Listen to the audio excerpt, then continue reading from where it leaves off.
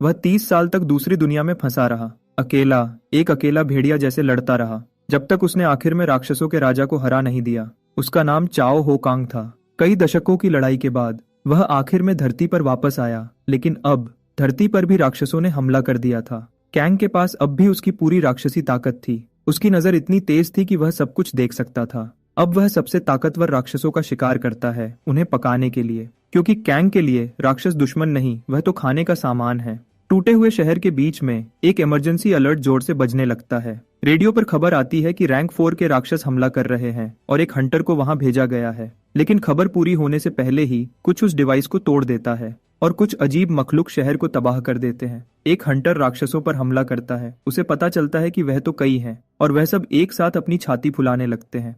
फिर उनमें से एक बहुत तेज चीख मारता है जो पूरे टूटे हुए इलाके में गूंजती है। हंटर कहता है कि उन 10 की आवाज उसके कान के पर्दे फाड़ देगी। फिर वह अपनी बैंगनी एनर्जी निकालता है जो बहुत ताकत से आसमान में ऊपर जाती है। यह एनर्जी एक चाबुक जैसी बन जाती है जो सीधे एक मखलूक की तरफ जाती है। एक गंभीर चेहरे के साथ वह सोचता है कि क्या राक्षस ने खुद को पहले ही मरा हुआ मान लिया है। अचानक आसमान में एक बहुत तेज रोशनी चमकती है जिससे सब ऊपर देखते हैं और फिर शुद्ध एनर्जी की एक किरण नीचे आती है, सीधे राक्षसों पर लगती है। लेकिन इससे हंटर हैरान हो जाता है। उसे समझ नहीं आता कि यह क्या था। एक औरत आती है, कैप्टन की तारीफ करती है कि उसने सबको एक ही बार में खत्म कर दिया। वह उसे बताता है कि यह उसने नहीं किया क्योंकि उसके पास एरिया ऑफ इफेक्ट अटैक्स नहीं है जैसे ब्लेड क्वीन के पास है। इसके बाद वह दोनों दूर तक देखते हैं, ये समझने की कोशिश करते हैं कि अभी क्या हुआ। फिर वह पूछता है कि क्या कोई और हंटर यूनिट भेजी गई थी, लेकिन वह कहती है नहीं। हंटर को यह बहुत अजीब लगता है क्योंकि वह कोरिया में इतनी ताकत वाला किसी को नहीं जानता। औरत देखती है कि वह माना स्टोन्स छोड़ गए हैं जो सबसे कीमती चीज थी। वह सोचता है कि सिर्फ एक हंटर ही इतना साफ कट कर सकता है और सोचता है कि उसका मकसद क्या है। कैप्टन फिर उसे पत्थरों को इकट्ठा करने और क्लीन अप क्रू को वहां बुलाने को कहता है। लेकिन जब वह तबाही को देखता है तो पास में कुछ उसका ध्यान खींचता है। उसे एक रेस्टोरेंट दिखता है जिसका बोर्ड बहुत सिंपल है और उस पर लिखा है ट्रॉन्ट ईटरी। एक मुस्कुराहट के साथ वह कहता है कि अगर उस आदमी का निशाना चूक जाता तो लाशें इस जगह को कुचल देती। वह आह भरता है और कहता है कि वह जा रहा है क्योंकि उसे इस सब के बाद एक ड्रिंक चाहिए। हमारा हीरो एक बिल्डिंग की बालकनी पर आता है मुस्कुराते हुए। वह आराम से चलता है, खाने के बाद अपने मुंह को नैपकिन से साफ करता है और फिर वह सीढ़ियां उतरता है और उसी रेस्टोरेंट में घुसता है जिसे हंटर ने देखा था। किचन के अंदर वह एक बटन दबाता है, अपनी एक खास मशीन चालू करता है। फिर कुक एक फ्राइंग पैन उठाता है और उसे गर्म होने के लिए चूल्हे पर रखता है। एक क्रिस्टल व्यूअर का इस्तेमाल करते हुए वह एक बड़े गोश्त के टुकड़े को देखता है जो उसने अभी खरीदा था। फिर वह गोश्त को काउंटर पर फेंकता है, अपना काम शुरू करने के लिए तैयार होता है। अपनी पीठ मोड़कर वह आदमी सोचता है कि इसे पकाने का सबसे अच्छा तरीका क्या है। वह सोचता है कि क्या उसने जरूरत से ज्यादा वेल्तो गोश्त ले लिया है। सोचते हुए वह नतीजे पर पहुंचता है कि शायद उसे कुछ गोश्त का जर्की बना लेना चाहिए। लेकिन अचानक कोई दरवाजा खटखटाता है। मिस्टर चियोलो कांग को बुलाता है। दरवाजे पर एक आदमी अपना परिचय देता है, कहता है वह नेशनल हंटर एसोसिएशन से है। एजेंट उसे बताता है कि इस इलाके पर राक्षसों ने हमला किया था, लेकिन अब हालात काबू में हैं। वह समझाता है कि वह एक रूटीन चेक कर रहे हैं और हमारा हीरो समझ जाता है। एक मुस्कुराहट के साथ वह कहता है कि खुशकिस्मती से यहाँ कम लोग रहते हैं, इसलिए नुकसान कम हुआ। लेकिन अचानक एजेंट को हवा में कुछ अलग सी खुशबू आती है और वह बहुत हैरान दिखता है। वह पास आता है और सूंघने लगता है, कहता है कि कुछ बहुत अच्छी खुशबू आ रही है। हीरो जवाब देता है कि यह एक रेस्टोरेंट है, जिससे एजेंट के पेट में जोर से आवाज आती है। एजेंट पूछता है कि क्या उसे नाश्ता मिल सकता है क्योंकि उसने सुबह से कुछ नहीं खाया है। एक घंटी की आवाज के साथ वह रेस्टोरेंट में घुसता है, हैरानी से चारों तरफ देखता है। वह प्रभावित होता है, कहता है कि यह जगह किसी पुराने टीवी शो से निकली हुई लगती है। आदमी फिर मेन्यू मांगता है, लेकिन हमारा हीरो समझाता है कि वह दिन के इंग्रेडिएंट्स से खाना बनाता है। वह समझ जाता है कि यह दिन की कोई खास डिश है और कुक इस बात की तसदीक करता है कि कुछ ऐसा ही है। एक मुस्कुराहट के साथ हीरो बताता है कि आज का स्पेशल वेल्टो स्टेक है। एजेंट वेल्टो नाम सुनकर हैरान हो जाता है, उसे यकीन नहीं होता। वह जल्दी से समझ जाता है कि यह गोश्त उन 10 राक्षसों से आया है जिन्हें स्पीयर मेज ने पहले हराया था। कुक तस्दीक करता है, कहता है कि हंटर की वजह से उसे कुछ ताजा गोश्त मिला। उत्सुकता से एजेंट पैसे टटोलता है, चिंतित है कि क्या वह इस डिश का खर्चा उठा पाएगा। सीन शेफ पर फोकस करता है जो उस अनोखे गोश्त के मोटे टुकड़े काटना शुरू करता है। फिर वह महारत से स्टेक्स को मसालों से तैयार करता है, पकाने की तैयारी करता है। एक फ्लैशबैक शुरू होता है जो हमें दिखाता है कि 30 साल पहले कुछ कमाल का हुआ था। पता चलता है कि वह जागा तो उसने खुद को एक बहुत अलग दुनिया में पाया और इस दुनिया में जो ड्रैगन्स और राक्षसों से भरी थी उसे जीने के लिए बहुत लड़ना पड़ा। फ्लैशबैक में वह एक बड़े ड्रैगन का सामना करता है। एक ताकतवर हमले से मुश्किल से बचता है। उनसे ज्यादा ताकतवर बनने के बाद उसने आखिर में भयानक डीमन किंग को हरा दिया और किस्मत के खेल से उसे धरती पर वापस आने का रास्ता मिल गया। लेकिन वापस आने पर उसने देखा कि सोल अब वह जगह नहीं थी जिसे वह याद करता था। उसने 30 साल लड़ाई में बिताए, इसलिए वह सभी राक्षसों की कमजोरियां जानता है। खाना बनाते हुए वह सोचता है कि क्या उसे अब भी इन चीजों में पड़ने की जरूरत है। आखिर यहाँ के लोगों ने खुद को बचाने के लिए अपना सिस्टम बना लिया है। यह वह नई दुनिया है जिसमें वह रहता है, तो वह अपने खाने पर ध्यान देने का फैसला करता है। डिश लगभग तैयार होने पर वह स्पैचुला पकड़ता है और ऐलान करता है कि यह बन गया है। और इस तरह शानदार वेल्टो स्टेक पेश किया जाता है। बहुत स्वादिष्ट लग रहा है। एजेंट घूंट भरता है, एक ऐसी डिश की खूबसूरती से हैरान है जिसकी उसने कभी उम्मीद नहीं की थी।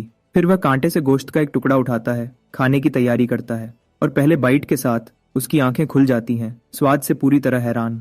वह चिल्लाता है कि गोश्त उसके मुंह में घुल रहा है। उसका पूरा शरीर आराम महसूस करता है, लेकिन अचानक वह अपनी कुर्सी से खड़ा हो जाता है। कहता है यह उसके बारे में सोचने का समय नहीं है। वह कीमत के बारे में भूलने का फैसला करता है। सोचता है कि आज वह खुद को ट्रीट करने का हकदार है। उसकी प्लेट अब साफ है। वह एक और वेल्टो स्टेक मांगता है। शेफ को सोच में छोड़ देता है। दूसरी प्लेट साफ करने के बाद वह एक गहरी सांस लेता है और बिल मांगता है। कुक कहता है कि दिन का पहला ग्राहक मुफ्त खाता है, लेकिन एजेंट जिद करता है। वह कहता है कि उसे ताजगी महसूस हो रही है और क्योंकि वह वापस आने का प्लान बना रहा है, वह पैसे देने पर अडिग है। यह सुनकर हमारा हीरो हल्की सी मुस्कुराहट देता है, इस बात से सहमत लगता है।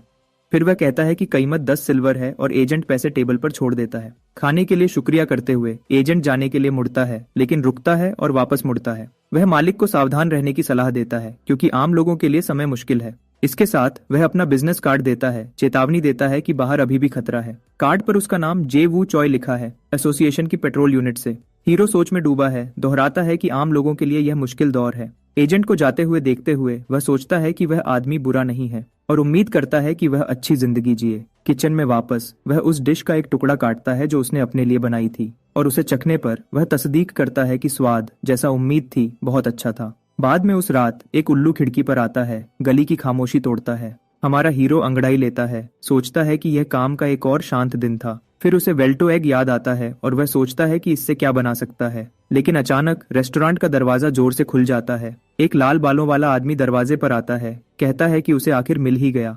चियोलो हैरानी से मुड़ता है, गुस्से भरे चेहरे के साथ। घुसपैठिया ऐलान करता है कि वह अपना सामान वापस लेने आया है। सीन कुछ घंटे पहले के एक भीड़ भरे शहर के बाजार में चला जाता है। हमें बताया जाता है कि राक्षसों ने फसलों और जानवरों को खत्म कर दिया है। कम विकल्पों के साथ इंसानों ने राक्षसों को खाना शुरू कर दिया और यह बात चल पड़ी। इसके चलते राक्षसों का बाजार बहुत बढ़ गया और एक दुकानदार ताजे अंडे बेचता है। वह पूछता है कि क्या ये वेल्टो अंडे हैं, लेकिन दुकानदार कहता है कि सब एक जैसे हैं। हमारा हीरो फिर अपनी स्किल डिटेक्टर आई का इस्तेमाल करता है सामान चेक करने के लिए। ये स्किल एक ड्रैगन आर्टिफैक्ट से आती है और किसी भी चीज की पहचान बता देती है। ये उसे वहां हर अंडे का टियर और प्रजाति देखने की इजाजत देता है। ये स्किल इतनी ताकतवर है कि यह भी बता सकती है कि कोई झूठ बोल रहा है या नहीं। इसलिए वह इसे लोगों पर इस्तेमाल करने से बचता है और बस कुछ अंडे लेने का फैसला करता है। लेकिन उनमें से एक चमकदार नीले अंडे ने कोई जानकारी नहीं दी। भले ही उसे यह अजीब लगता है, वह दुकानदार से उस रहस्यमयी अंडे को डिब्बे में रखने को कहता है। किचन में वापस वह एक अंडा तोड़ता है, याद करता है कि कैसे वह पहले सोचता था कि खाना खाना समय की बर्बादी है। तब एक अच्छा खाना एक ऐश था, लेकिन अब वह हर एक को कद्र करता है। यह सोचकर वह दिन की डिश तैयार करता है, वेल्टो स्क्रैम्बल्ड एग्स। उसे याद आता है कि उसने यह डिश अपने साथियों के साथ रणभूमि में बांटी थी। एक बाइट लेते हुए वह सोचता है कि दूध ने सच में वेल्टो एग्स को ज्यादा क्रीमी बना दिया। रेस्टोरेंट में अकेला उसे एहसास होता है कि डिश बहुत अच्छी बनी है और यादें वापस आने लगती हैं। जिन लोगों को वह याद करता है उनके चेहरे फिर से दिखने लगते हैं, जिससे उसे बुढ़ापा महसूस होता है। लेकिन फिर वह अपना ध्यान बदलता है, याद करता है कि डिटेक्टर आई उस एक अंडे को स्कैन नहीं कर पाया था। उसे याद आता है कि ड्रैगन आर्टिफैक्ट्स तब बनते हैं जब एक ड्रैगन पैदा होता है, इसलिए वह सब कुछ के खिलाफ बहुत असरदार होते हैं सिवाय अपनी प्रजाति के। फिर वह अंडे को छूता है, सोचता है कि क्या यह ड्रैगन का अंडा हो सकता है। जब वह स्वाद के बारे में सोच रहा था, दरवाजा जोर से खुल जाता है, उसे तुरंत रोक देता है। घुसपैठिया चारों तरफ देखता है, पूछता है कि क्या यह जगह रेस्टोरेंट भी है। चिल्लाते हुए वह ऐलान करता है कि वह अपना सामान वापस लेने आया है। सीधे उसकी तरफ इशारा करते हुए वह कहता है कि उसे पता था कि वह उसे अंडा हाथ में लिए हुए पाएगा। चियोलो फिर एहसास करता है कि उसकी डिटेक्टर आई घुसपैठिए पर भी काम नहीं करती। वह बस पूछता है कि क्या वह आदमी ड्रैगन है, जिससे लाल बालों वाला हैरान हो जाता है। घुसपैठिए के शरीर को आग में जलते हुए देखकर वह हैरान है कि इस दुनिया में ड्रैगन्स मौजूद हैं। आग में घिरा हुआ घुसपैठिया चिल्लाता है, पूछता है कि उसने उसकी पहचान कैसे पता की। आग छत को जलाना शुरू करती है और चियोहो बस अपने रेस्टोरेंट के नुकसान की शिकायत करता है। वह समझाता है कि उसके पास एक आर्टिफैक्ट है जो सब कुछ देख सकता है सिवाय ड्रैगन्स के। चियोलो सोचता है कि इससे चीजें आसान हो जाती हैं, जिससे ड्रैगन और भी उलझ जाता है। वह अंडा वापस देने की पेशकश करता है, लेकिन आदमी को पहले गड़बड़ साफ करने को कहता है, जिससे घुसपैठिया चिढ़ जाता है। तभी ड्रैगन को एक नीला चाकू दिखता है और वह पूछता है कि क्या यह ड्रैगन का पैमाना है। कटिंग बोर्ड की खुशबू भी उसका ध्यान खींचती है। वह उसे ड्रैगन की हड्डी के रूप में पहचानता है। पूरी तरह गुस्से में वह चिल्लाता है कि इंसान ने उसके लोगों को किचन के बर्तन के रूप में इस्तेमाल किया। फिर वह पूरी ताकत से हमला करता है, एक एनर्जी स्फीयर छोड़ता है और इंसान को मरने के लिए चिल्लाता है। चियोलो बस थोड़ा बोर दिखता है, जैसे उसके लिए ये कोई बड़ी बात नहीं है। हमला उसे पीछे फेंक देता है और वह शिकायत करता है कि अब ड्रैगन के लिए गड़बड़ साफ करना और मुश्किल होगा। लेकिन वह उठता है, एक ताकतवर ऑरा निकालता है और ड्रैगन्स के स्वभाव के बारे में बात करता है। उसके हाथों से एक फ्राइंग पैन प्रकट होता है, लड़ाई के लिए तैयार। एक ही झटके में वह ड्रैगन के हमले को हटा देता है। घुसपैठिया पूरी तरह हैरान है। इंसान ने अभी जो ताकत दिखाई उस पर यकीन नहीं कर पाता। उसकी आंखें चमकती हैं। वह आगे बढ़ता है, कहता है कि ड्रैगन सिर्फ एक तरीके से सीखते हैं, और जब वह फ्राइंग पैन से हमला करता है वह कहता है कि यह मुश्किल तरीका है। सीन घुसपैठिए को उलझा हुआ छोड़ देता है, क्योंकि उसे याद आता है कि उसने यह शब्द पहले भी सुने हैं। एक फ्लैशबैक में हीरो ने ड्रैगन के पिता से आर्टिफैक्ट्स मांगे थे। महान ड्रैगन को बुरा लगा, इंसान की हिम्मत पर यकीन नहीं कर पाया। लेकिन उसका बेटा उसे चेतावनी देने की कोशिश करता है, कहता है कि यह वह डरावना योद्धा मीरोलाइकस है जो उसने 30 साल पहले देखा था। उसे पता था कि उसके पिता को फिर से बुरी तरह पीटने वाला है। फ्लैशबैक से बाहर आते हुए हमारा हीरो एहसास करता है कि घुसपैठिया बस एक बच्चा है। फिर वह कहता है कि उसे लड़के से कोई शिकायत नहीं है, जिससे लाल बालों वाला चौंक जाता है। पहले से बैठा हुआ वह घुसपैठिए को कहता है कि आओ और उस गड़बड़ के बारे में बात करो जो उसने की है। हीरो उसे सब कुछ साफ करने को कहता है और फिर वह अंडा लेकर हमेशा के लिए जा सकता है। वह उसे यह भी चेतावनी देता है कि उसे ड्रैगन्स पसंद नहीं है और उनकी अगली बातचीत और ज्यादा हिंसा भरी हो सकती है। लड़का फिर फर्श साफ करना शुरू करता है, अपने हाथों से कपड़ा निचोड़ता है। वह समझाता है कि वह एस-बैन कॉन्टिनेंट से आया था, एक डायमेंशनल रिफ्ट से खींचकर। कुक समझ जाता है और लड़का पूछता है कि क्या वह उसके पैंटू से है। वह बताता है कि दूसरी दुनिया में उसका नाम मीरोलाइकस था और यहाँ वह चयोलो कांग है। यह सुनकर ड्रैगन तेजी से फर्श रगड़ता है। अब उसे यकीन है कि यह वह आदमी है जिसने उसके पिता को डराया था। फर्श को चमकता देखकर हीरो उसे अपना सामान उठाने और आखिर में जाने को कहता है, लेकिन लड़का खड़ा होता है और पूछता है कि उसने अपने पिता के अवशेष वापस क्यों नहीं किए। कुक ऑरा को पहचानता है, Rex the dragon of flames को याद करता है। फिर वह लड़के को पास बुलाता है, कहता है कि उसने 30 साल पहले ड्रैगन्स को पीटना बंद कर दिया था। लड़का उसकी उम्र पूछता है और वह बताता है कि वह 50 से थोड़ा ज्यादा है। फिर हीरो कहता है कि वह ज्यादा उम्र का है क्योंकि वह लगभग 60 का है, जिससे ड्रैगन हैरान हो जाता है। वह मजाक करता है, पूछता है कि क्या ये इसलिए है क्योंकि वह इतना हैंडसम है, जिससे लड़का शर्मा जाता है। लेकिन वह जल्दी गंभीर हो जाता है, कहता है कि तब ड्रैगन सिर्फ ताकत की भाषा समझते थे। हमारा हीरो हंसने लगता है। एक ड्रैगन को इतना आज्ञाकारी देखकर उसे मजेदार लगता है। वह फिर समझाता है कि उसने कभी किसी ड्रैगन को नहीं मारा और उसके बर्तन तो तोहफे थे। रेलिक्स के बारे में वह कहता है कि वह डीमन किंग के खिलाफ लड़ाई के दौरान टूट गए थे। यह देखकर कि यह एक लंबी बातचीत होगी, वह लड़के को आराम करने के लिए एक ड्रिंक देता है। लेकिन ड्रैगन गुस्से में आ जाता है, चिल्लाता है कि उसकी हिम्मत कैसे हुई ये सोचने की कि वह इंसान के साथ पिएगा। और इतनी चीखने चिल्लाने के बाद ड्रैगन बस बेहोश हो जाता है, टेबल पर मुंह के बल गिर जाता है। अपने शब्दों को घुमाते हुए वह कहता है कि इंसान को उसके साथ पीने पर गर्व महसूस करना चाहिए। हीरो पूछता है कि क्या अंडा उसका है, लेकिन ड्रैगन चिल्लाता है कि यह उसकी छोटी बहन है। वह समझाता है कि उनके घोंसले में एक दरार खुल गई जब उनके माँ बाप बाहर थे। तो हमारा हीरो पूछता है कि वह यहाँ कितने समय से है, और वह जवाब देता है कि लगभग 6 महीने से। कुक ध्यान देता है कि यह लगभग उसी समय का है जब वह धरती पर वापस आया था, जिससे ड्रैगन उलझ जाता है। वह समझाता है कि उसे वहाँ चीजें ठीक करने में थोड़ा समय लगा यहाँ आने से पहले। लड़का फिर पूछता है कि वह किसी आम रेस्टोरेंट में क्यों छुपा हुआ है। वह जिद करता है, कहता है कि इतनी ताकत वाला राक्षस इस दुनिया पर आसानी से राज कर सकता है। लेकिन ड्रैगन टेबल पे हाथ पटकता है, चिल्लाता है कि इंसान लालची होते हैं और सिर्फ ताकत चाहते हैं। हीरो जवाब देता है कि उसकी बात में दम है, लेकिन अब यह सब उसके लिए सिर्फ शोर है। फिर वह लड़के को बताता है कि उसे इंसानों पर भरोसा नहीं है और उसे अपने परिवार का ख्याल रखना चाहिए। एक मासूम मुस्कुराहट के साथ ड्रैगन अंडे को गले लगाता है, पूछता है कि क्या उसकी बहन प्यारी नहीं है। लेकिन वह अचानक अपना संतुलन खो देता है और सिएलो उसे गिरते हुए देखकर चौंक जाता है। फिर वह बस आह भरता है। इस सब हंगामे के बाद बहुत थका हुआ लगता है। चियोलो अगले दिन अचानक जाग जाता है। वह देखता है कि एक प्यारा सा छोटा ड्रैगन उसे घूर रहा है। तभी छोटा ड्रैगन खुद को दिखाता है और उसका भाई खुशी से चिल्लाता है कि यह उसकी बहन है। वह खुश होता है कि उसकी बहन आखिर में निकल आई है, बिल्कुल रेस्टोरेंट की टेबल पर। हीरो फिर पूछता है कि एक नए जन्मे को क्या कहते हैं, और वह जवाब देता है कि वह अभी नाम सोच रहा है। वह उसे उठाता है और उसका बड़ा भाई चिल्लाता है कि उसे पालतू जानवर की तरह ट्रीट मत करो। फिर वह उसके गाल नोचता है, ध्यान देता है कि भले ही वह छोटी है, उसके दांत पहले ही तेज हैं। लाल बालों वाला गर्व से कहता है कि वह सबसे प्यारी चीज है जो उसने कभी देखी है। एक हल्की थपकी के साथ हमारा हीरो सहमत होता है, मानता है कि वह सच में बहुत प्यारी है। फिर वह लड़के से पूछता है कि अब वह इस छोटे ड्रैगन को कहाँ ले जाने का प्लान बना रहा है। कुक एक पल के लिए चुप रहता है, बस ड्रैगन के जवाब का इंतजार करता है। एक मुस्कुराहट के साथ वह कहता है कि इससे कोई फर्क नहीं पड़ता कि वह कहाँ जाते हैं, और बाहर एक शोर शुरू हो जाता है। सीन रेस्टोरेंट दिखाता है और वह उनसे जाने से पहले खाना खाने को कहता है।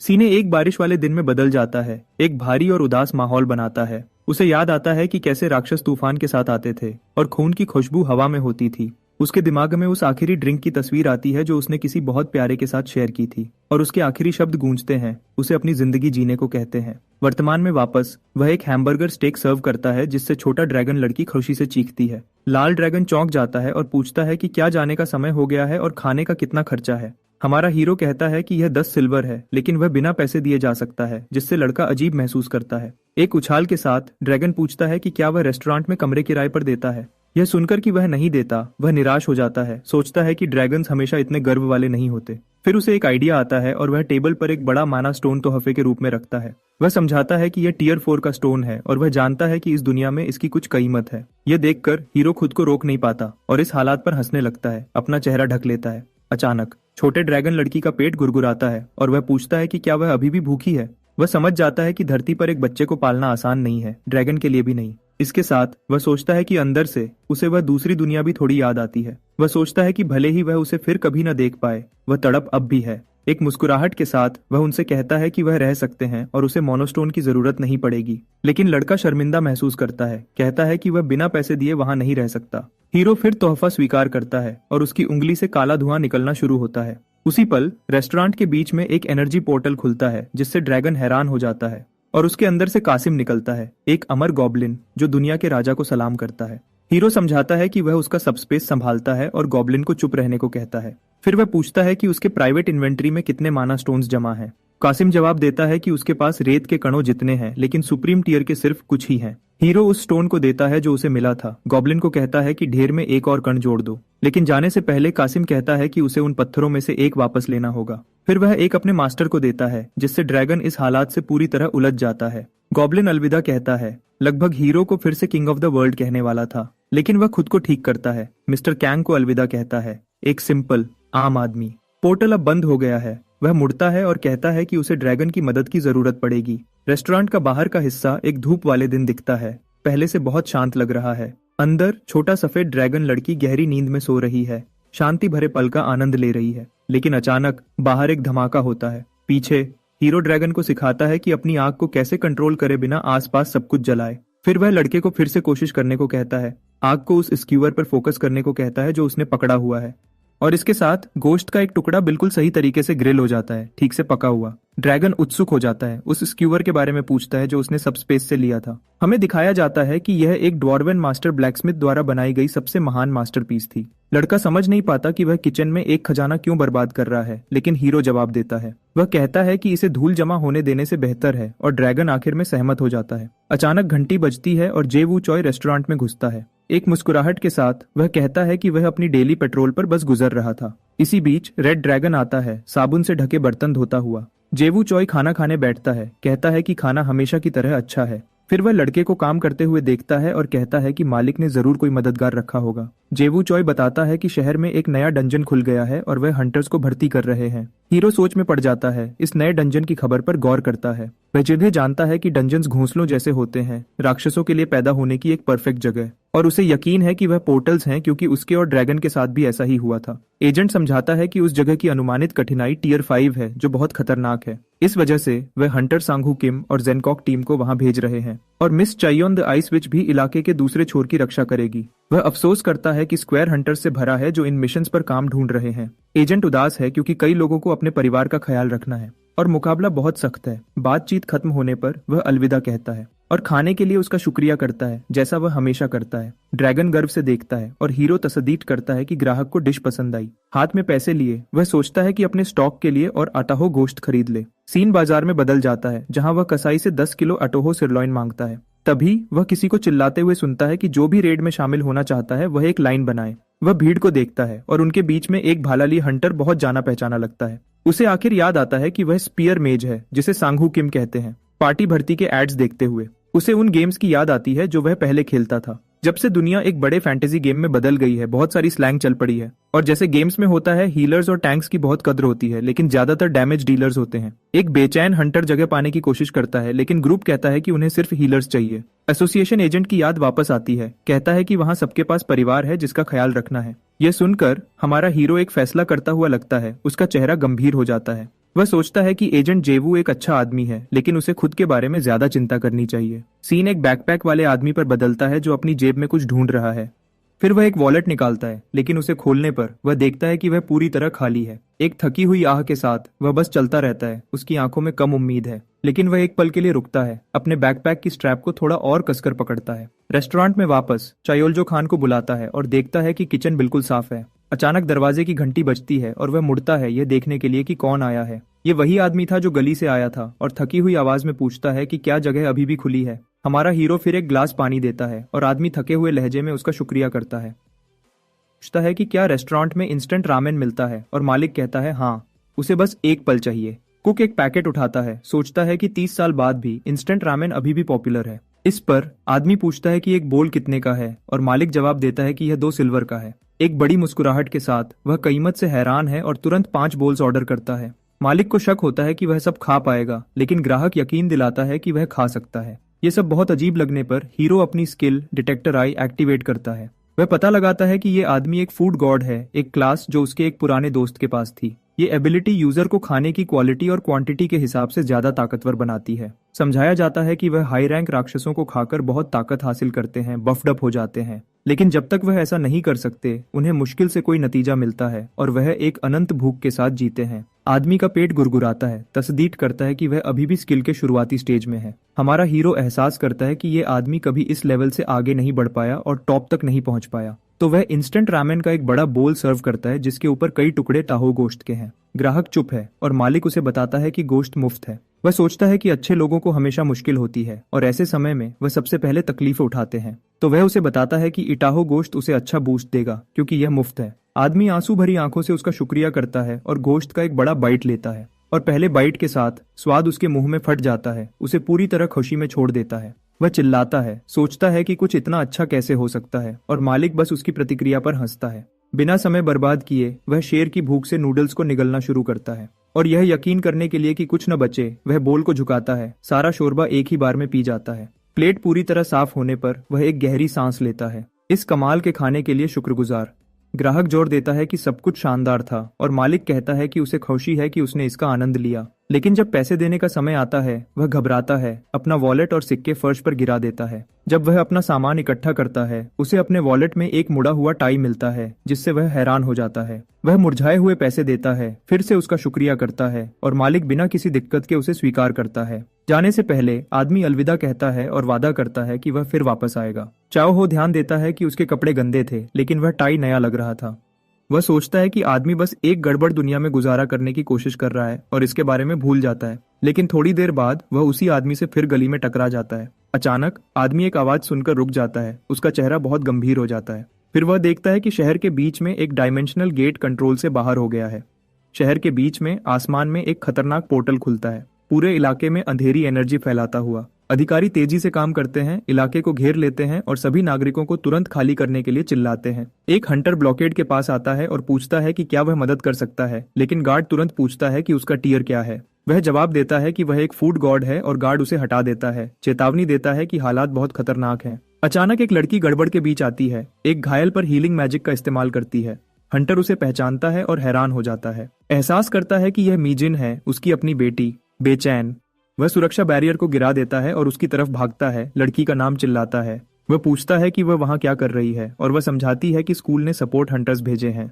मीजिन अपने पिता को जाने को कहती है, लेकिन वह जिद करता है, कहता है कि वह बस उसकी चिंता कर रहा था। लेकिन वह गुस्से में फट जाती है, चिल्लाती है कि वह बस खाता और काम करता है और कभी किसी चीज के लिए घर पर नहीं होता। वह उसे धक्का देती है और उसे खाली करने के लिए चिल्लाती है, जिससे उसका फोन जमीन पर गिर जाता है। जब वह मुड़ती है, मिजिन को एसफॉल्ट पर एक अजीब चीज दिखती है और वह पूछती है कि क्या यह टाई है। फिर वह अपने पिता को उलझी हुई नजर से देखती है, कहती है कि उनके पास तो सूट भी नहीं है। उसी पल रोशनी का एक पोर्टल खुलता है और एक आर्मर्ड बूट जमीन पर मजबूती से पड़ता है। उससे संघू और उसकी टीम निकलती है। एलीट हंटर्स हालात को संभालने के लिए आते हैं। हंटर्स में से एक ऐलान करता है कि डंजन साफ हो गया है, सबको अच्छे टीम वर्क के लिए बधाई देता है। वह हीलर्स को इकट्ठा होने और घायलों की देखभाल करने को कहती है और मिजिन तुरंत मदद के लिए दौड़ती है। उसका पिता पीछे छूट जाता है, खड़ा रहता है जब टीम अपनी सफल मिशन का जश्न मनाती है। सीन बदलता है और हमें क्लासेस के बारे में बताया जाता है। हंटर्स के पास किस तरह की एबिलिटीज होती हैं।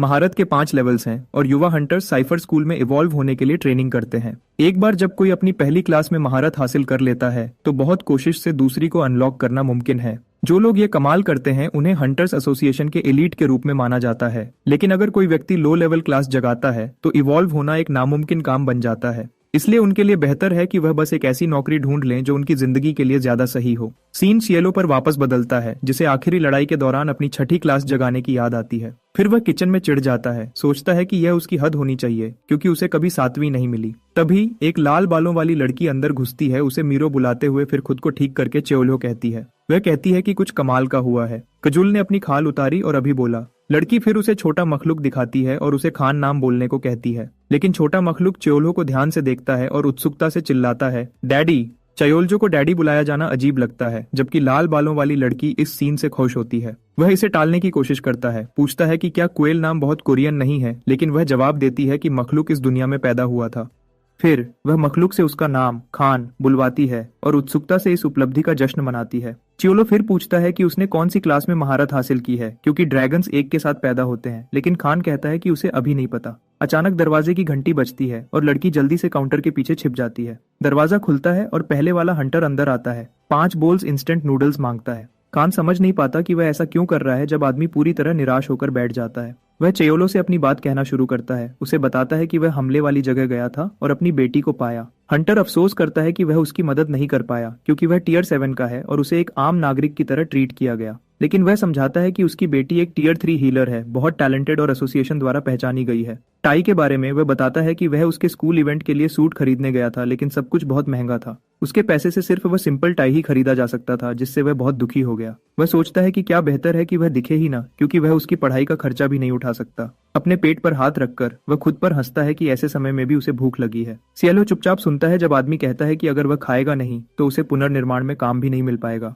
च्योलो किचन में खान के पास आता है, जो काउंटर पर ग्राहक के लिए नूडल्स तैयार कर रहा था। फिर वह पूछता है कि क्या वह उसे पतला काट सकता है, जिससे लाल बालों वाला नौजवान पूरी तरह डर जाता है। खान चिल्लाता है, च्योलो पर इल्जाम लगाता है कि उसने उसे इतने समय तक मोटा किया सिर्फ बाद में खाने के लिए, लेकिन कुक समझाता है कि यह मजाक था और आमतौर पर कजुल की उतारी हुई खाल की तरफ इशारा करता है। नौजवान उसके इस अंदाज से गुस्से में आ जाता है और चिल्लाता है कि वह उसे एक यादगार के रूप में रखने वाला था। सीन फिर रामेन का एक एक्स्ट्रा बड़ा बोल दिखाता है जिसके ऊपर गोश्त के कई टुकड़े हैं। च्योलो हंटर को डिश सर्व करता है, कहता है कि यह मुफ्त है, जबकि खान पीछे घबराया हुआ है। आदमी गोश्त का एक टुकड़ा चखाता है, अभी भी उदास चेहरे के साथ, लेकिन जल्दी ही हैरान हो जाता है। इसके साथ वह खाते हुए चुपचाप रोने लगता है, अपनी सारी बेचैनी निकालता है। थोड़ी देर बाद बोल खाली हो जाता है और हंटर टेबल पर एक मुरझाया हुआ बिल छोड़ देता है। वह उसका शुक्रिया करता है, सिर्फ खाने के लिए नहीं बल्कि उसकी दुखी जिंदगी की कहानी सुनने के लिए भी। च्योहो बस आदमी को जाते हुए देखता है, उसके चेहरे पर संतुष्ट मुस्कुराहट है। मिशन पूरा हुआ। दरवाजे पर हंटर रुकता है और कहता है कि जिंदगी मुश्किलों से भरी है, लेकिन च्योहो जवाब देता है कि जो लोग मेहनत करते हैं कभी कभी जिंदगी उन्हें कुछ अच्छा वापस देती है। वह बात खत्म करता है उसे जीते रहने को कहकर, क्योंकि वह हमेशा वहां होगा उसे फिर से सर्व करने के लिए। एक हल्की मुस्कुराहट के साथ आदमी रेस्टोरेंट से निकलता है, वादा करता है कि वह जरूर वापस आएगा। छिपते हुए खान पूछता है कि कुछ क्यों नहीं हुआ, लेकिन च्योलो कहता है कि उसने खाने से जो कर सकता था वह किया। खान फिर उसे गंभीर नजर से देखता है, जानना चाहता है कि उसने उस अजनबी की इतनी मदद क्यों की। च्योलो जवाब नहीं देता, बस थोड़ा गहरे दूर के चेहरे के साथ दूर देखता है। फिर वह क्वेल को सहलाता है और कहता है कि उसके अपने पिता का भी कभी वही अकेला चेहरा था। खान थोड़ा हैरान है, एहसास करता है कि च्योलो जैसे आदमी का भी कभी पिता था। सीन बदलता है और हम हंटर को रात के अंधेरे में अपने सिंपल अपार्टमेंट में पहुंचते हुए देखते हैं। अंदर उसे अपनी बेटी मीजिन सोई हुई मिलती है, उसका फोन अभी भी बेड के पास है। फिर वह देखता है कि उसने वह टाई उठा लिया है जो उसने गिरा दिया था, और वह उसे माफी मांगते हुए सुनता है। आधी नींद में लड़की अपने कड़वे शब्दों के लिए फिर से माफी मांगती है। वह उसका सर सहलाकर उसे तसल्ली देता है और कहता है कि ठीक है, वह भी माफी चाहता है। बेड के पास घुटने टेक कर वह अफसोस करता है कि वह अपनी बेटी को बेहतर जिंदगी नहीं दे पाया, लेकिन जब वह उसे कंबल से ढकता है वह चुपचाप वादा करता है कि उसे हमेशा उसका अटूट प्यार मिलेगा। अगली सुबह हंटर बेचैनी से शहर में दौड़ता है, चिल्लाता है कि वह आखिरी जगह पाने वाला है। सांस फूलने पर वह आखिर में रिक्रूटर तक पहुंचता है, जो उसका हंटर आईडी देखने को कहता है। रिक्रूटर उसे वही पहचान लेता है और उसका नाम पूछता है, और वह जवाब देता है कि यह अगर वीडियो अच्छा लगा तो लाइक का बटन ठोक देना। पहली बार आए हो या अब तक सब्सक्राइब नहीं किया तो फटाफट सब्सक्राइब दबा दो। और हाँ, वो हाइक बटन को भी कर दो एक्टिव, ताकि वीडियो और भी ज़्यादा लोगों तक पहुंच सके। और कमेंट में आपकी राय लिखो या कोई फनी इमोजी छोड़ दो, सब चलता है। आपका एक एक लाइक सब्सक्राइब हमें पावर अप देता है। चलो आगे बढ़ते हैं कहानी की तरफ। मानहो किम है। फिर उसे याद आता है कि मानहो वह आदमी था जिसे पिछली बार मॉन्स्टर जोन में छोड़ दिया गया था। गार्ड उसे कहता है कि अब गड़बड़ मत करना, क्योंकि बॉस के बिना मिशन आसान है। पूरी क्लीनअप क्रू इकट्ठा होने पर नेता इशारा देता है और वह पोर्टल में घुसते हैं। दूर सीएलओ अंगड़ाई लेता है जब वह अपने घर से निकलता है। लगता है उसका दिन आमतौर पर शुरू हो रहा है। वह सीढ़ियां उतरता है और गली में चलता है जब एक वैन उसके पास से तेजी से गुजरती है। जेनकोसी टीम का वाहन क्षितिज पर गायब हो जाता है। कुक को एक बुरा एहसास छोड़ जाता है और वह सोचता रह जाता है, जैसे उसे महसूस होता है कि कुछ ठीक नहीं है। पोर्टल पर वापस एक बहारी करने वाली घंटी बजने लगती है और रिफ्ट की ऊर्जा अस्थिर हो जाती है। सांगहू एक बेस से बाहर दौड़ता है जब कोई घोषणा करता है कि गेट बंद कर दिया गया है। बताया जाता है कि कमजोर हंटर्स की एक कलेक्शन टीम अंदर गई थी और मिजिन अपने पिता को बुलाती है। लेकिन सबसे बुरा होता है क्योंकि एक छिपा हुआ बॉस आ गया है, उन सबको पोर्टल के अंदर फंसा लिया है। टीम डंजन की घास पर कदम रखती है, उनके लिए एक पूरा नया और जंगली माहौल। अंदर नेता चिल्लाता है कि फॉर्मेशन बनाए रखो, जबकि मैन हो नजारे से मोहित है। लेकिन अचानक एक अजीब डायनासोर उसकी तरफ उछलता है। उसका मुंह हमला करने के लिए खुला है। सिर्फ रिफ्लेक्स पर वह अपना हाथ उठाता है और राक्षस को रोकता है, सीधा हमला झेलता है। वह जानवर को दूर फेंकता है और हैरान है, आज खुद को ताकतवर और भूखा नहीं महसूस कर रहा। एक साथी उसकी ताकत नोटिस करता है, लेकिन जल्दी ही आसमान में कुछ और देखकर चौंक जाता है। ऊपर अंतरिक्ष में एक रिफ्ट बनने लगता है, डंजन की असलियत को तोड़ता हुआ। उसके साथ ही पूरी जमीन जोर से हिलने लगती है और सब डर के मारे ऊपर देखते हैं। एक विशाल पंजे वाला पंजा आसमान से नीचे आता है, जमीन को एक धीमी थपकी के साथ कुचलता है। राक्षस पूरी तरह से खुद को दिखाता है।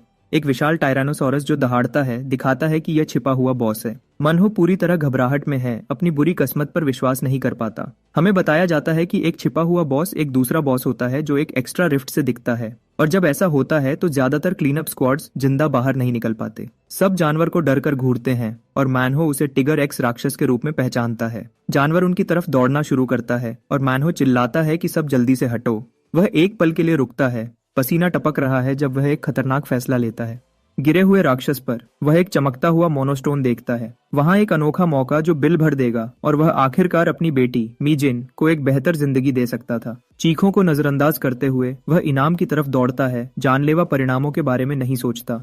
उसका दिल गले में था। वह हाथ बढ़ाता है, सोचता है कि उसे बस वह पत्थर पकड़ना था। लेकिन टिगर एक्स अंधेरे से निकलता है, अपने विशाल जबड़े खोलता है उसे एक ही बार में निगल जाने के लिए। एक हिंसा भरे झटके के साथ राक्षस उसे हवा में उछाल देता है जैसे वह कुछ भी न हो। जमीन पर वह एमाइजीन के कठोर शब्दों को याद करता है, सोचता है कि क्या उसने यही देखा था। वह खुद को एक बेचैन आदमी के रूप में देखता है, एक दुखी पिता जो उससे प्यार करता है उसे बचा नहीं सकता। उसकी बेटी की कई यादें उसके दिमाग में चमकती हैं। उसकी स्कूल सेरेमोनी से लेकर अब तक वह बचपन में उसकी मुस्कान याद करता है और उसकी माँ के अंतिम संस्कार में उसकी उदासी। उसकी गोद में एक बच्चे के रूप में उसकी तस्वीर उभरती है और वह सिर्फ माफी मांग सकता है। लेकिन अचानक शुद्ध दृढ़ता की एक चिंगारी उसकी आंखों में चमक उठती है, सब कुछ बदल देती है। वह मुश्किल से खड़ा होता है, खुद से चिल्लाता है कि वह मर नहीं सकता और उसे अकेला नहीं छोड़ सकता। नई ताकत के साथ वह जानवर का सामना करता है जो अब लड़खड़ाता है और चिल्लाता है कि वह यहाँ नहीं मरेगा। जानवर अपने पंजे जमीन में जोर से गाड़ता है, आखिरी हमले की तैयारी करता है। एक दहाड़ के साथ जानवर मानहो पर हमला करता है जो इस जगह पर मरने से मना करता है। वह फिर दृढ़ता से अपनी मुट्ठियां भींचता है, बची हुई सारी हिम्मत इकट्ठी करता है। शुद्ध गुस्से की चीख के साथ वह कसम खाता है कि वह ऐसे मर नहीं सकता और नहीं मरेगा, सिर्फ इंस्टिंक्ट पर। वह राक्षस का पंजा एक मुक्के से रोकता है, एक छिपी हुई शक्ति को बाहर निकालता है। उसकी मुट्ठी से एक चटकती लाल ऊर्जा फटती है, उसके पूरे शरीर को घेर लेती है। दूर से टीम लीडर सीन देखता है और चिल्लाता है कि यह सिर्फ एक रैंक अप हो सकता है। मानहो खुद हैरान है, विश्वास नहीं कर पाता कि उसने छिपे हुए बॉस को अकेला रोक दिया। वह फिर समझता है कि उसकी मुट्ठियों में दर्द नहीं है, और इससे भी अजीब उसे भूख नहीं लग रही थी। अपनी पूरी जिंदगी में पहली बार लगातार भूख बस गायब हो गई। उसके साथ ही वह आगे बढ़ता है और राक्षस का जबड़ा पकड़ता है, जानवर के हमले को रोकता है। अपनी नई ताकत का इस्तेमाल करते हुए वह विशाल डायनासोर का सामना करता है। मनहो जमीन पर फिसलता है और एक विरोधी नजर के साथ राक्षस को कहता है कि हमला झेल। वह जानवर को रुकने के लिए चिल्लाता है क्योंकि असली लड़ाई अभी शुरू हो रही थी। कहीं और इलीट टीम का हथियार टूट जाता है, दुश्मन की ताकत साबित करता है। सांगहू रणभूमि पर आता है और पूछता है कि क्या सबको निकाल दिया गया है, जानना चाहता है कि बॉस कहाँ है। एक हंटर हैरानी से इशारा करता है, विश्वास नहीं कर पाता कि उस आदमी ने एक टियर 2 टिगर एक्स को अकेला रोक दिया। मुस्कुराते हुए सांघू इस काम की पुष्टि करता है और उसे एक कूल बूढ़ा आदमी कहता है। उसे अविश्वसनीय लगता है। मानहो को राक्षस को रोकते हुए देखकर वह उसकी क्षमता को पहचानता है और कहता है कि उसे उसकी कॉन्टैक्ट इन्फो चाहिए।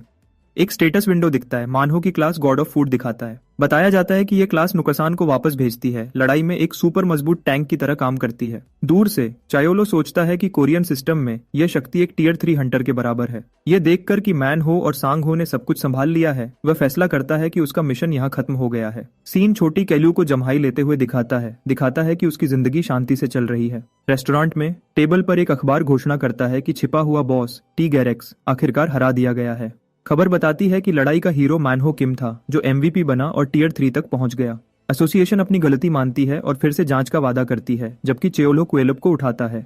वह कहता है कि वह थोड़ी भारी हो गई है और छोटा वाला उसे डैडी बुलाकर जवाब देता है। वह इससे मना करने की कोशिश करता है, कहता है कि वह उसका पिता नहीं है, लेकिन कूल उसे फिर भी जोर से गले लगा लेती है। अपने चेहरे पर मुस्कान के साथ वह छोटे वाले के प्यार को स्वीकार करता है, जबकि पीछे दूसरी खबरें चल रही हैं। रेडियो पर एक न्यूज रिपोर्ट शहर में हो रही छोटी मोटी चोरियों की लहर के बारे में बात करती है। अपराधी को खाना और चमकदार चीजें पसंद लगती हैं और उसने मार्केट से मोना स्टोन्स भी चुराए।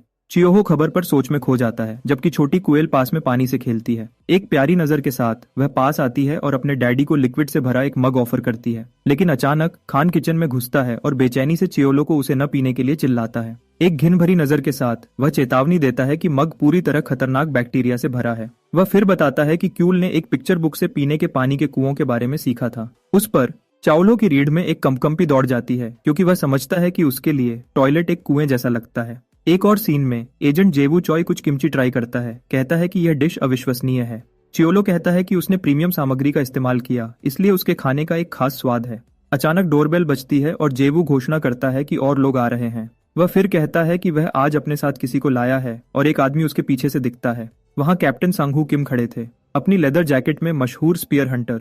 चाओ हो झुकता है और उनका स्वागत करता है, नम्रता से कहता है कि उसने उनके बारे में बहुत कुछ सुना है। एसोसिएशन एजेंट फिर अपना परिचय देता है और चाओ हो को एक स्पीयर मेज के रूप में पहचानता है। सांघू शिकायत करते हुए आता है कि दिन मुश्किल था, ऐसी मीटिंग से भरा था जो कभी खत्म नहीं होती थी। उस पर एजेंट जेवू बगल में इशारा करता है और घोषणा करता है कि मशहूर गॉड ऑफ फूड वहां थे। वह उत्तेजित होकर बताता है कि यह मानहो किम थे, वह हीरो जिन्होंने पिछले रेड में बाजी पलट दी थी। मानहो नम्रता से मुस्कुराता है और कहता है कि वह सब उस बॉस का कर्जदार है जिसने उसकी सबसे मुश्किल घड़ी में मदद की थी। लेकिन चियोलो जवाब देता है कि यह कुछ भी नहीं था और वह बस उम्मीद कर रहा था कि वह फिर से खाने आएगा। नया आया हुआ फिर अपने आम नूडल्स मांगता है और चियोलो खाना बनाने के लिए तैयार हो जाता है। यह देखकर सांघू को भी लालच आता है और वही डिश मांगता है। कुक को खुश करता है। जैसे ही खाना आता है, मैनहो एक ही बार में कटोरी को पीछे झुकाता है। ब्रॉथ की हर आखिरी बूंद पी जाता है। सांघू इस सीन से हैरान रह जाता है, अपने सहयोगियों की भूख और रुचि से प्रभावित होता है। वह फिर मानहो को याद दिलाता है कि उसे जाना चाहिए क्योंकि उसने अपनी बेटी के स्कूल जाने का वादा किया था। सियोलो कहता है कि उन्हें आराम करना चाहिए और उसके साथ ही एजेंट अलविदा कहता है और जाने का फैसला करता है। वह दूर से उनकी बातचीत देखता है, सोचता है कि वह दोनों बहुत अच्छे से मिलते जुलते थे, लेकिन अचानक उसे एहसास होता है कि रेस्टोरेंट बहुत शांत हो गया है। उसे अजीब लगता है। वह टेबल पर देखता है और सांघू को धीरे धीरे झूलते हुए देखता है। लगभग वहीं सो जाता है और बस ऐसे ही कैप्टन पूरी तरह बेहोश हो जाता है। अपने खाने के बाद एक झपकी लेता है। सीन एक फ्लैशबैक में बदलता है, जहां सांघू एक आदमी को कॉलर से पकड़ता है और चिल्लाता है, उस पर पूरी तरह गुस्से में है। वह सवाल करता है कि वह आदमी एक रहस्यमयी जानवर से कैसे उलझ सकता था जब आग का जानवर शहर पर उतरता है। राक्षस आग में लिपटा एक विशाल भेड़िया हंटर्स पर घुर्राता है, शुद्ध नफरत के साथ अपने दांत दिखाता है। एक बहरी करने वाली चीख के साथ जानवर अपनी शक्ति छोड़ता है, अपने आसपास सब कुछ नष्ट करने की तैयारी करता है। वर्तमान में वापस सांघू आखिरकार अपनी झपकी से जागता है, स्थिति से थोड़ा हैरान है। वह अपने पैरों पर खड़ा होता है। चियोलो को अभी भी वहां शांति से अखबार पढ़ते हुए देखता है। चियोलो फिर समय देखता है और माफी मांगता है, लेकिन कुक उसे कहता है कि इसकी चिंता न करे। कैप्टन खाने से मना करता है, कहता है कि उसे भूख नहीं है, जबकि रेडियो फिर से चोरियों के बारे में बात करना शुरू करता है। लेकिन फिर वह अपना इरादा बदलता है और एक ड्रिंक मांगता है और चियोलो जल्दी से ग्राहक का ऑर्डर पूरा करने के लिए बढ़ता है। सांघू सोजू मांगता है और साइड डिशेस शेफ पर छोड़ देता है, जो सोचता है कि क्या बनाए। उसने जो ताजी सामग्री खरीदी थी उसके साथ वह साशिमी का सुझाव देता है। कैप्टन को हैरान करता है। वह पुष्टि करता है कि यह कच्ची मछली है, बताता है कि उसे उस सुबह बहुत ताजी पकड़ मिली थी। हमें बताया जाता है कि राक्षसों के आने के साथ समुंदर भी पूरी तरह कब्जे में ले लिए गए थे। नतीजे के तौर पर जो मछलियां पहले आम थीं, वह अब दुर्लभ स्वादिष्ट चीजें बन गईं, लगभग मिलना नामुमकिन। इसके बजाय अब वह राक्षस प्रजातियों का शिकार करते हैं, जैसे यह जवान जर्मन मछली। कैलो जानवर को काटना शुरू करता है, कहता है कि उसका स्वाद सी बेस और फ्लाउंडर के बीच का है। जब वह उसे तैयार करता है, वह कबूल करता है कि उसे पहले साशिमी पसंद नहीं था, लेकिन उसे एक लग्जरी के रूप में देखना सीखा। वह फिर डिश सर्व करता है। सांग-हू को नीचे के सीवीड नूडल्स ट्राई करने की सलाह देता है। कैप्टन प्रभावित है, लेकिन साशिमी और सीवीड नूडल्स का कॉम्बिनेशन अजीब लगता है। चियोलो उसे विश्वास दिलाता है कि उसने खास सामग्री का इस्तेमाल किया है और निश्चित है कि उसे स्वाद पसंद आएगा। उसके साथ ही सांग-हू अपनी चॉपस्टिक्स से एक टुकड़ा उठाता है और उसे खाता है। मिक्स का कुरकुरापन महसूस करता है। एक पल में स्वाद का एक झटका उसके शरीर से गुजर जाता है और वह खाने से ताजगी महसूस करता है। वह फिर एक ही बार में सोजू का एक ग्लास पी जाता है ताकि अगले बाइट से पहले अपना स्वाद साफ कर सके। संतुष्टि की चीख के साथ वह कहता है कि यह सच में सही जगह लगा। सांग-हू आखिरकार आराम करता है, महसूस करता है कि उसके मुश्किल हफ्ते का काम ऑफिशियली खत्म हो गया है। वह कहता है कि उसे 2 दिन की छुट्टी मिली है, उसकी पहली छुट्टी और लगभग 2 साल की सेवा में। हर दिन राक्षसों का शिकार करने की जिंदगी ने उसे मानसिक रूप से थका दिया था, उसे किनारे पर धकेल दिया था। जानवर रिफ्ट से लगातार निकलते रहते थे और उसे सांस लेने का एक भी पल नहीं मिलता था। अपने भाले को देखते हुए वह याद करता है कि यह एडामेंटियम से बना है, एक बहुत कीमती सामग्री। वह कहता है कि जब उसने ग्रेजुएशन की थी तो उसने सोचा था कि वह उस हथियार के साथ दुनिया को बचा सकता है, लेकिन असली दुनिया में उसने जल्दी ही सीखा कि हमेशा कोई ना कोई तुमसे ज्यादा ताकतवर होता है। सांग-हू फिर अंगड़ाई लेता है और शिकायत करता है कि वह पहले ही थक गया है, और चेओल-हो बताता है कि वह भी वहां था। वह सोचता है कि हर किसी के लिए एक दिन ऐसा आता है जब उसे एहसास होता है कि वह इतना खास नहीं है, और उसके लिए सबसे अच्छा हल उसके अनुसार एक मुस्कान जबरदस्ती करना और थोड़ा अच्छा सोजू पीना है। चियोलो कैप्टन को खड़ुश करने की कोशिश करता है, कहता है कि वह अभी भी कोरिया के 5 गार्डियंस में से एक है, लेकिन सांग-हू कबूल करता है कि इतनी सारी जिंदगियों का बोझ अपने कंधों पर उठाना कभी कभी बहुत ज्यादा हो जाता है। बाहर बारिश देखते हुए चियोलो पूछता है कि क्या कुछ खास हुआ है जिससे उसे ऐसा महसूस हो रहा है। कैप्टन फिर पुष्टि करता है कि हाँ, कुछ हुआ था और उसे बहुत अच्छे से याद है कि क्या हुआ था। चियोलो फिर उससे पूछता है कि क्या उसने कभी गुमिहो नाम के एक पौराणिक जानवर के बारे में सुना है। सीन एक फ्लैशबैक में बदलता है, जहां हंटर्स बारिश में दौड़ रहे थे, उससे गुस्से में थे जिसने जानवर को उकसाया था। एक अधीनस्थ बताता है कि अपराधी हंटर जेंटलमैन था, जिससे सांग-हू और भी हैरान हो जाता है। जब वह तैयार होते हैं, गुमिहो आसमान पर चिल्लाती है, अपना पूरा गुस्सा दिखाती है। वर्तमान में वापस चियोलो बताता है कि यह जानवर पौराणिक पशु हैं जिनका कोई निर्धारित रैंक नहीं है। वह कहता है कि वह अकेले रहते हैं और 30 सालों में उन्होंने कभी इंसानों पर पहले हमला नहीं किया। उन्हें ढूंढना मुश्किल है, लेकिन किसी ने जाकर उनमें से एक की शांति भंग कर दी। फ्लैशबैक में सांग-हू आखिरकार उस आदमी को ढूंढ लेता है जिसे वह बारिश में ढूंढ रहा था, जिसे जेंटलमैन कहा जाता था। बिना हिचकिचाए वह उसे पकड़ता है और चिल्लाता है, पूछता है कि उसने ये सब करने के लिए क्या किया। टोपी वाला आदमी बस उसे ठंडी नजर से देखता है, खतरे के बारे में कोई चिंता नहीं दिखाता। सांग-हू अपराधी की पहचान से चौंक जाता है जब उसका साथी उसका नाम चिल्लाता है। गुमिहो शुद्ध गुस्से की चीख मारती है, उसकी लाल आग पूरी रात को रोशन करती है। जानवर फिर एक बिल्डिंग की तरफ उछलता है और कोई चिल्लाता है कि सब फॉर्मेशन में आ जाओ। सांग-हू हमला टीम का नेतृत्व करता है, चिल्लाता है कि वह राक्षस के खिलाफ पूरी ताकत से जाएंगे। जानवर फिर अपनी पूंछों में ऊर्जा इकट्ठी करता है, एक विनाशकारी हमले की तैयारी करता है। आग का एक विशाल गोला बनता है, एक ऐसी शक्ति के साथ धड़कता है जो जमीन को कंपकंपी देता है। अचानक गुमिहो हमला छोड़ती है और आग की बारिश पूरे शहर पर गिरती है। जानवरों की आंखें एक मोहक रोशनी से चमकती हैं, जो भी उन्हें सीधे देखता है उसे पैरालाइज कर देती है। नतीजे के तौर पर कई हंटर्स बेहोश हो जाते हैं और अपने हथियार गिरा देते हैं, एक गहरी बेहोशी में गिर जाते हैं। एक अधीनस्थ चिल्लाता है कि आग को मत देखो, चेतावनी देता है कि जानवर का हमला आ रहा है। फायरबॉल एक हंटर की शील्ड से टकराता है, जो टक्कर की शक्ति से टूट जाती है। सांग-हू और उसका साथी आखिरी सेकंड में पीछे कूदते हैं, मुश्किल से धमाके से बच निकलते हैं। वह औरत फिर अपनी शील्ड पर एक जादू सक्रिय करती है, सुरक्षा का एक नीला घेरा बनाती है। जादू के साथ कई मैजिक शील्ड्स दिखते हैं और गमीहो के आग के गोले को रोकते हैं। एक मौका देखकर कैप्टन अपना भाला तैयार करता है, जो अब शक्ति के एक बैंगनी ऑरा से चमकता है। वह फिर शील्ड्स को प्लेटफॉर्म के रूप में इस्तेमाल करता है और राक्षस पर एक साथ कई एंगल से हमला करता है।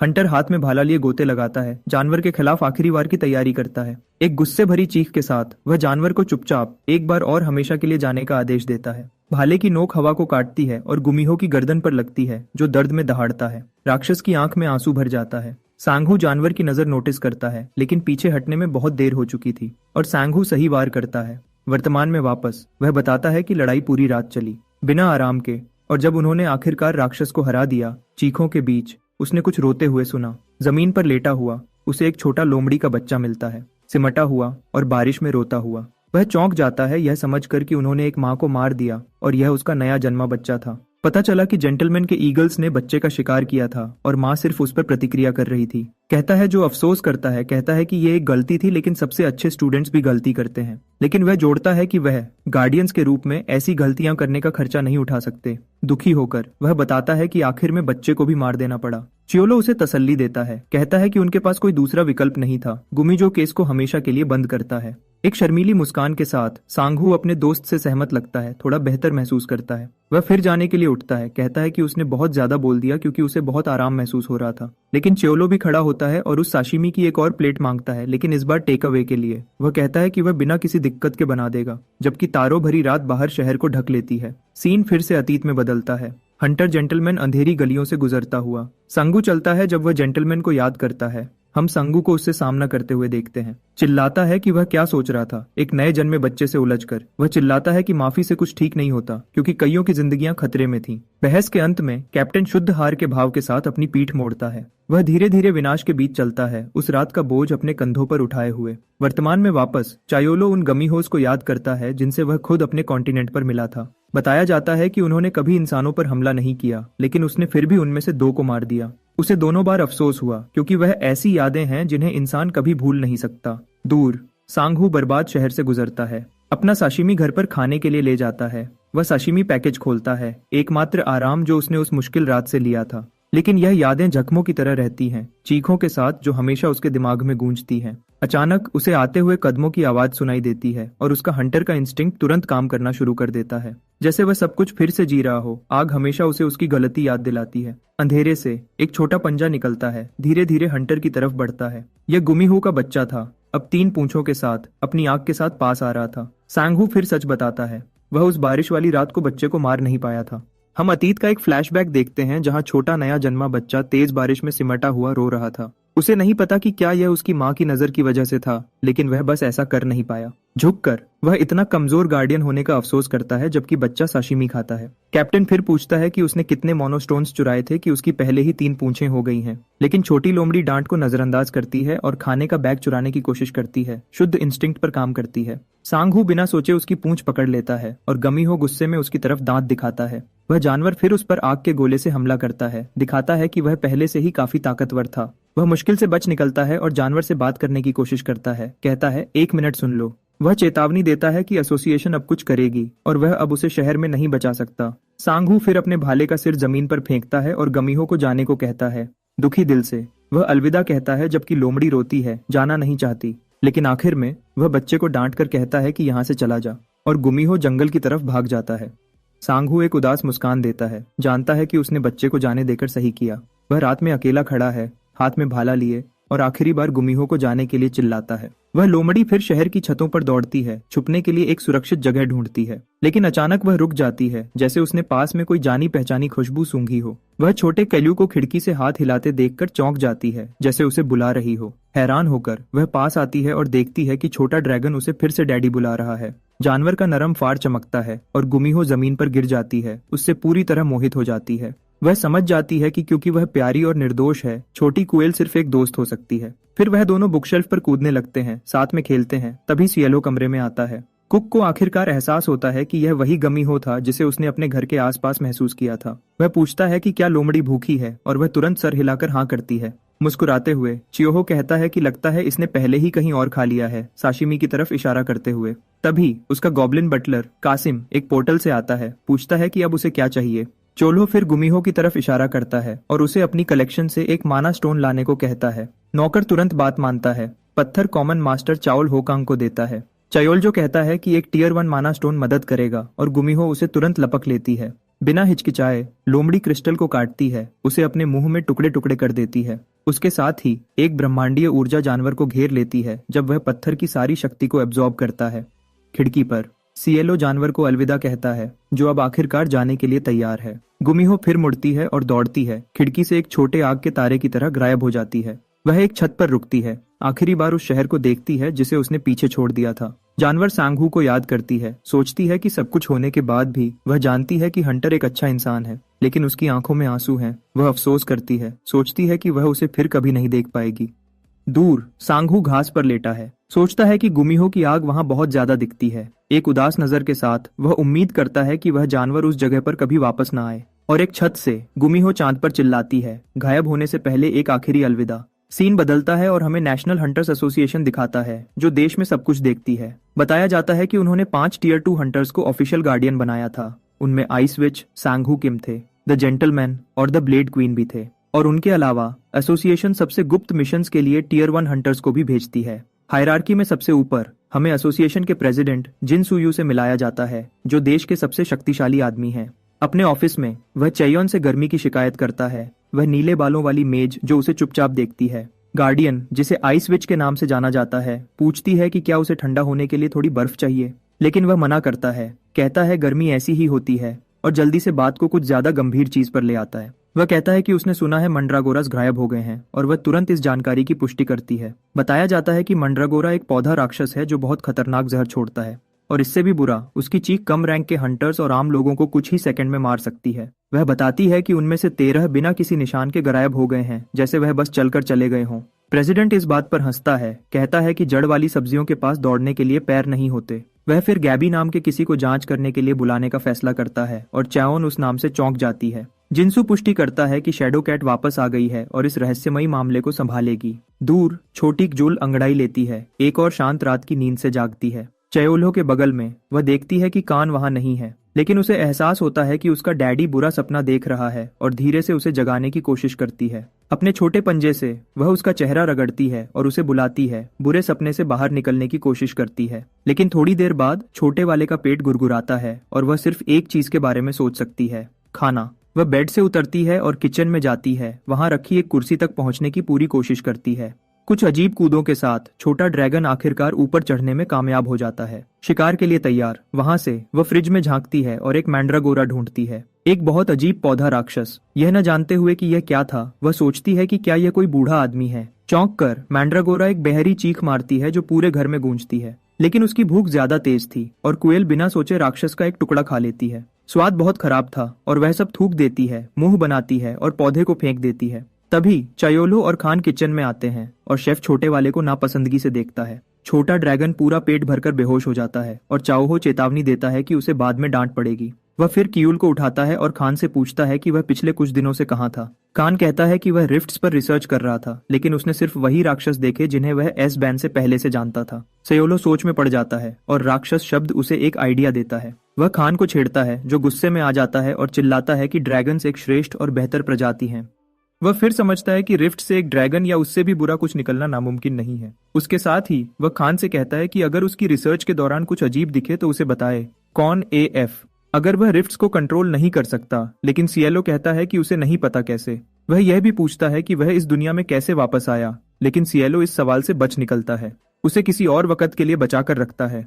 वह बात बदलता है, कहता है कि उसे रात का खाना बनाने के लिए ग्रोसरी शॉपिंग करनी है। आखिर गर्मियों में एक ज्यादा खास और ताजगी भरा खाना चाहिए होता है। सीन सिंचोन के बाहर की तरफ बदलता है, जहां एक जादुई दीवार पूरे शहर को बचाती है। वहां आइस विच इलाके की जांच करती है, लेकिन राक्षसों का कोई निशान नहीं मिलता। वह फिर एक बिल्डिंग को देखती है, पुष्टि करती है कि यह वही जगह थी जिसके बारे में उसे बताया गया था। लेकिन अचानक एक हरी ऊर्जा उसे चारों तरफ से घेर लेती है, एक पूरा सरप्राइज अटैक। मेज खुद को बचाने के लिए एक बर्फ का जादू तैयार करती है, लेकिन उसका हाथ तुरंत पकड़ लिया जाता है। एक पंजे वाला हाथ जादू को रोकता है, उसके चेहरे पर एक ठंडे स्पर्श के साथ फिसलता है। तभी उसके पीछे एक औरत दिखती है, वही हरे रंग की ऊर्जा ऑरा निकाल रही है। एक विश्वास भरी मुस्कान के साथ वह कहती है कि दूसरी जरूर सिंचोन की मशहूर आइस विच होगी। वह औरत अपना परिचय गैबी ली, शैडो कैट, एक टियर 1 हंटर के रूप में देती है। चेयोंग घबरा जाती है और अपना परिचय देती है, लेकिन गैबी उसे सिर्फ उसका पहला नाम इस्तेमाल करने को कहती है। शैडो कैट मेज की तारीफ करती है, लेकिन पूछती है कि वह कितने सालों से एक्टिव है। जब वह सुनती है कि 10 साल हो गए हैं, चेयोंग का मुंह खुला रह जाता है। सोचती है कि यह नामुमकिन है। वह विश्वास नहीं कर सकती कि उस औरत ने एक बंद दीवार को बिना कोई निशान छोड़े पार कर लिया। वह वेटरन की जवान दिखने वाली शक्ल से भी हैरान है, जो 30 सालों से हंटर है। गैबी मेज का हाथ मिलाती है और फिर से अपना परिचय देती है, कहती है कि यह उसकी पहली बार है यहाँ। वह फिर स्थिति का संक्षेप पूछती है और चायन घायब मैंड्रागोरस के बारे में बताती है। मेज कहती है कि दीवार उसकी सपोर्ट टीम के एक टियर 4 हंटर ने बनाई थी। गैबी सोचती है कि अंदर घुसने के लिए गुनहगार कम से कम एक टियर 3 हंटर होना चाहिए। जांच शुरू करने के लिए वह इलाके की सबसे बड़ी मर्सनरी गिल्ड के बारे में पूछती है। चेयोन जवाब देती है कि यह टेंपल गिल्ड है और गाबी वहां खाने जाने का फैसला करती है। दूर सांगहू को एक कंपकंपी महसूस होती है, जैसे कोई अभी उसके बारे में बात कर रहा था। सीन रेस्टोरेंट में बदलता है। जहाँ छोटी कुएल खान की बाहों में आराम से सो रही है, बहुत प्यारी लग रही है। लाल बालों वाला नौजवान पूरी तरह मोहित है, कहता है कि वह बस बहुत प्यारी है। खान क्यूल पर पूरी तरह फिदा है, कहता है कि उसने अपनी प्यारी शक्ल उससे ही पाई होगी। वह छोटे वाले पर इतना ध्यान दे रहा था कि उसने चियोला को दूर से पूरा सीन देखते हुए नोटिस ही नहीं किया।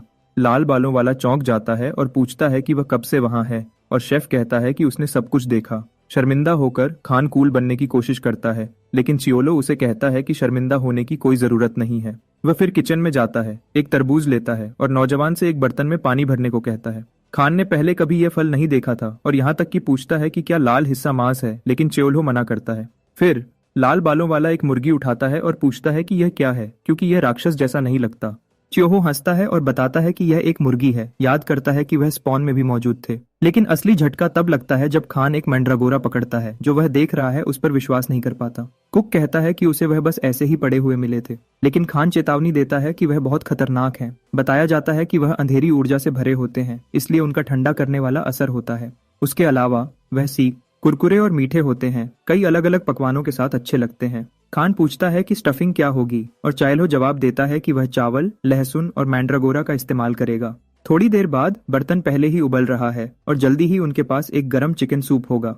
लेकिन जब वह खाना बना रहे होते हैं, घंटी फिर बजती है और एक ग्राहक खाली रेस्टोरेंट में आता है। दरवाजे पर सांगहू, चेयोंग और गाबी आते हैं और शैडो कैट तुरंत खाने की खुशबू की तारीफ करती है। सियोलो उनका स्वागत करता है और एक धक्के के साथ शर्मिंदा खान भी ग्रुप को नमस्ते करता है। सांगहू कहता है कि मेहमान का स्वागत है और लाल बालों वाले नौजवान को अपना भतीजा बताता है। कुक उन्हें चिकन सूप ऑफर करता है और गैबी उत्तेजित हो जाती है क्योंकि उसे चिकन खाए हुए काफी वक्त हो गया था। लेकिन वह जल्दी से मना करती है, कहती है कि वह वीगन है, जिससे चिल्हो सोचने लगता है कि उसे क्या सर्व करे। चिकन सूप और मैंड्रागोरा किमची टेबल पर सर्व किए जाते हैं, स्वादिष्ट लग रहे हैं। आइस विच एक ड्रमस्टिक उठाती है, उसे थोड़े नमक में डुबोती है और पहले बाइट के लिए तैयार होती है। वह फिर रसीले मांस का स्वाद लेती है और उसका गंभीर चेहरा स्वाद के साथ पूरी तरह बदल जाता है। सांगू भी किमची की तारीफ करता है और दोनों खाने की क्वालिटी से प्रभावित होते हैं। उनकी उत्तेजना देखकर चियोलो गैबी की तरफ मुड़ता है और पूछता है कि क्या वह सच में वीगन है। वह कहता है कि उसके पास ज्यादा ऑप्शंस नहीं है, लेकिन उसे एक तरबूज ऑफर करता है जो उसका ध्यान खींचता है। उसकी आंखें चमक रही हैं। हंटर तुरंत स्वीकार करती है, फल का एक टुकड़ा मांगती है। बताया जाता है कि तरबूज का आनंद लेने के कई तरीके हैं और आज वह कुछ नया ट्राई करेगा। अपने चाकू से वह सारा लाल गूदा निकालता है और उसे कटिंग बोर्ड पर छोटे टुकड़ों में काटता है। खत्म करने के लिए वह स्ट्रॉबेरीज और कीवीज डालता है, एक परफेक्ट गर्मियों का डिजर्ट बनाता है। वह फिर फल को तरबूज के छिलके के अंदर रखता है, डिजर्ट के लिए बेस तैयार करता है। अगले कुक मिक्सचर को फिजी बनाने के लिए एक कार्बोनेटेड सोडा डालता है। उसके साथ ही वाटरमेलन पंच या हुआ चाय तैयार है, बहुत ताजगी भरा लग रहा है। यह देखकर आइस विच मदद करने का फैसला करती है और अपने जादू से बर्फ के टुकड़े बनाती है। चियोहो शैडो कैट को बताता है कि लड़की वही मेज है जो शहर को बचाती है, लेकिन चेयोन शिकायत करती है, कहती है कि उसे वह विच वाला निकनेम पसंद नहीं है जो उन्होंने उसे दिया था।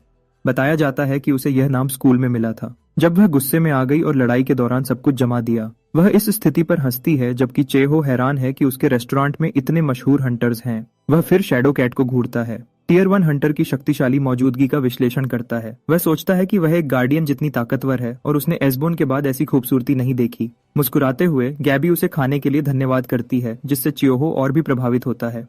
सबके खाना खत्म करने के बाद तरबूज का कटोरा टेबल पर पूरी तरह खाली छोड़ दिया जाता है। खान फिर चेयोलो से कहता है कि जो औरत गई वह बहुत खूबसूरत थी और वह सहमत होता है। वह कहता है कि वह इंसान होने के लिए बहुत ज्यादा खूबसूरत थी, एक लगभग अवास्तविक खूबसूरती के साथ। फिर पता चलता है कि गाबी असल में एक एल्फ है जो उसकी परफेक्ट शक्ल को समझाता है। सिएलो बताता है कि उसे पता था कि वह इंसान नहीं थी क्योंकि उसकी एल्फ स्किल ने इसकी पुष्टि की थी। खान फिर पूछता है कि क्या उसने उन्हें पहचाना, लेकिन शेफ उसे विश्वास दिलाता है कि उसके पास कोई सेंसरी मैजिक नहीं है। इसके साथ वह निश्चित है कि सिर्फ राक्षस ही डायमेंशनल रिफ्ट से नहीं गुजर रहे हैं। एक गंभीर लहजे में वह सोचता है कि यह दूसरी प्रजातियां गुप्त रूप से कुछ साजिश कर रही होंगी। अचानक वह खान को बुलाता है, जो शेफ की आवाज से चौंक कर मुड़ता है। चियोलो कहता है कि वह उसके लिए कुछ खास बनाएगा, जिससे लाल बालों वाला नौजवान उत्सुक हो जाता है। एप्रन पहने हुए वह नौजवान से एक चम्मच पकड़ने को कहता है, क्योंकि वह एक खास वाटरमेलन सोजू बनाने वाले हैं। दूर हंटर्स की ट्रियो गिल्ड पहुंचती है, लेकिन चोर के बारे में कोई सुराग नहीं मिलता। सांगहू फिर गाबी को छेड़ता है, उसे ग्रैंडमा बुलाकर, और वह उसे किड बुलाकर जवाब देती है। कैप्टन गुनगुनाता है कि कोई गवाह या पीड़ित नहीं है और कोई चोरी को नोटिस भी नहीं करेगा। लेकिन चेयोंग कहती है कि उसकी टीम सब कुछ मॉनिटर कर रही थी और उन्होंने कुछ भी देखा होता। एक मजाकी मुस्कान के साथ संघू मजाक करता है कि शायद किसी ने सारे पौधे खा लिए होंगे। गैबी चर्चा खत्म करती है, लेकिन उसके चेहरे से लगता है कि मामला अब भी उसे बहुत संदेह में डालता है। वह कहती है कि उसके पास कोई सबूत नहीं है, लेकिन उसकी अंतर्दृष्टि उसे बताती है कि शहर में कुछ अजीब हो रहा है। जब वह जाते हैं, संघू शिकायत करता है कि वह इतनी दूर गए सिर्फ आखिर में चौंकाने वाली खबर सुनने के लिए। सांघू सोच में पड़ जाता है, विश्वास नहीं कर पाता कि ताइजुंग चेयोन टेम्पल गिल्ड से रिटायर हो रही है। सीन बदलता है और एक बूढ़ा आदमी तारों भरे आसमान को थका हुआ देखता है। वह सोचता है कि दुनिया कैसे बदल गई है। पहले की घास की जगह अब एस्फॉल्ट है। फूलों की खुशबू भी गायब हो गई है। हर जगह राक्षस के खून की बदबू है। अपनी थकान के बावजूद वह अपनी टीम को आगे बढ़ने और सभी बचे हुए लोगों को बचाने का आदेश देता है। आखिर में वह गिल्ड के साथ इकट्ठा होता है और सबको बताता है कि मामला आखिरकार सुलझ गया है। अगले दिन चेओल हो अखबार पढ़ता है और टेम्पल गिल्ड के बारे में खबर देखता है। छोटी कीले जागती है और अपने डैडी के पैर से लिपटने के लिए दौड़ती है। पूरी उत्तेजित, वह छोटे वाले को उठाता है और उसके दिन के लुक की तारीफ करता है, जो बस उसके कान पर एक बो था। कील फिर उसकी नकल करने की कोशिश करती है। अखबार में मौसम का हाल पढ़ने का नाटक करती है, लेकिन जल्दी ही भूख लगती है और छोटे ड्रैगन का पेट जोर से गुरगुराने लगता है। वह फिर खाना मांगने लगती है। डैडी की आवाज के साथ एक प्यारी घुर्राहट मिलाती है। चियोलो सोचता है कि क्या खाएं, क्योंकि अगर वह खाने वाले हैं तो कुछ स्वादिष्ट होना चाहिए। वह सोचता है कि जिंदगी छोटी है और हमें दिन में सिर्फ 3 मौके मिलते हैं अच्छा खाना खाने के। कुक फिर जूल के गाल नोचता है, क्योंकि एक ड्रैगन की जिंदगी छोटी नहीं होती। वह सफेद चावल बनाने का फैसला करता है, क्योंकि पूरे अनाज अब उसके लिए कोई फर्क नहीं पड़ते।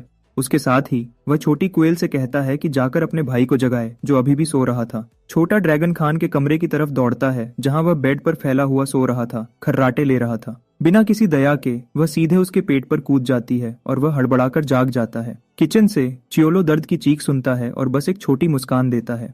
मिशन पूरा हुआ। सीन ब्रेकफास्ट में बदलता है, एक स्वादिष्ट बिबिम्बाप अंडे और जंगली सब्जियों के साथ। खान खाने की खुशबू से हैरान है और तुरंत कटोरी में सब कुछ मिलाने की पेशकश करता है। सब कुछ तैयार होने के बाद वह तीनों बिबिम्बाप खाना शुरू करते हैं, अपने ब्रेकफास्ट का आनंद लेते हैं। स्वाद उनके मुंह में फट जाता है और खाना शुद्ध खुशी का पल बन जाता है। थोड़ी देर बाद कटोरियां खाली हो जाती हैं। चायोल जो कहता है कि जुल अजीब व्यवहार कर रही है, क्योंकि वह हर बार खाना खत्म करने के बाद बेहोश हो जाती है।